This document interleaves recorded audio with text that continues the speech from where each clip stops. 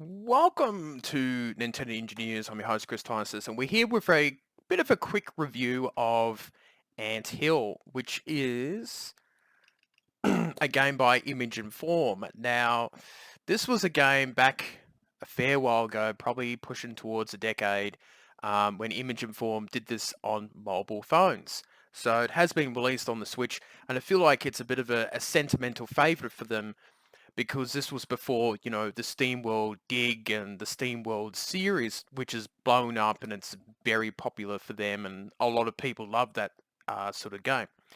And this game is based on a touchscreen game only. So unfortunately, for those who want to play on the TV, that's not going to happen. So think of it like a mobile game on the Switch. So for, people who got the Switch Lite, you're in absolute business. For those with the normal Switch, you can just do that sort of thing. Think of the Nintendo DS days of that sort of thing, or the 3DS.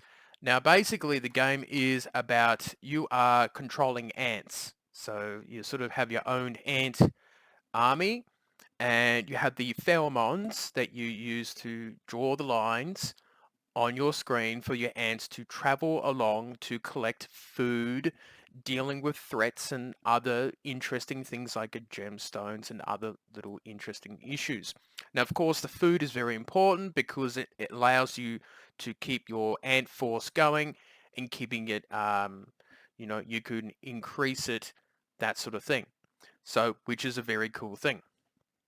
Now, you have your worker ants, you have your soldiers, you have bombers and all sorts of things. So you have different types of ants. So ants that fly, ants that are more and your worker ones that go off and collect your food. And of course, the more food, the more ants that you can create and that sort of thing.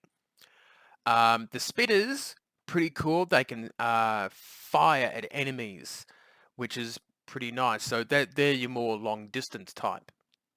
And your bombers are basically to deal with, different types of enemies that you see in the game. So to me, it wasn't too bad of a game to play. I played for it for a little while. I felt it was a good little fun game for the Switch. What I'm going to do to help better explain it is I'm going to put the trailer in the pinned comment of this review. So it gives you a visual idea about what the game is. Now, you can upgrade your forces. You can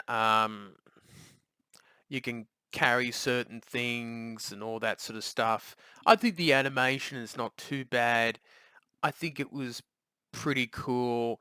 Um, one of the main issues I felt was because it's handheld only.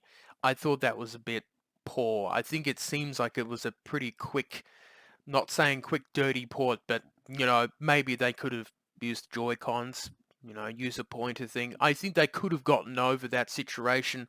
Maybe they wanted to keep it as true to the mobile phone game to sort of keep it preserved, but for some reason that was the decision that they made. So that did take away a fair bit of the enjoyment, and it could have been a cool little game to stream or to do something like that.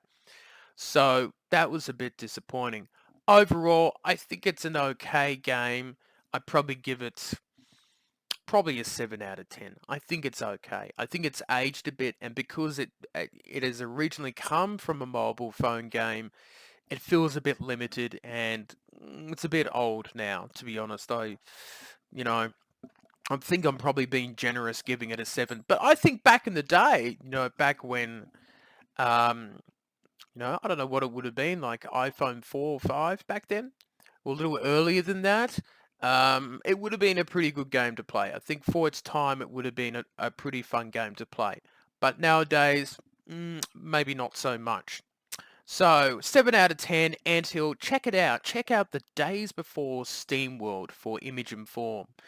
So, that is it for me, and I shall see you later on.